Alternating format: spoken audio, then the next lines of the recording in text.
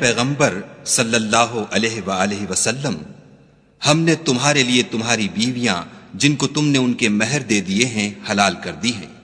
और तुम्हारी लौंडियां जो खुदा ने तुमको कुफ्फार से बतौर माल गनीमत दिलवाई हैं, और तुम्हारे चचा की बेटियां और तुम्हारी फुफियों की बेटियां और तुम्हारे मामुओं की बेटियां और तुम्हारी खालाओं की बेटियां जो तुम्हारे साथ वतन छोड़कर आई हैं, सब हलाल हैं। और कोई मोमिन औरत अगर अपने तई पैगंबर को बख्श दे, यानी महर लेने के बगैर निकाह में आना चाहे, बशर्ते के पैगंबर भी उससे निकाह करना चाहें, वो भी हलाल है। लेकिन ये इजाजत ए मोहम्मद सल्लल्लाहु अलैहि वसल्लम खास तुम ही को है, सब मुसलमानों को नहीं। हमने उनकी बीवियों और लौंडियों के बारे में जो महर वाजिबुल अदा मुकर्रर कर दिया है हमको मालूम है। ये इसलिए किया गया है कि तुम पर किसी तरह की तंगी न रहे, और खुदा बख्शने वाला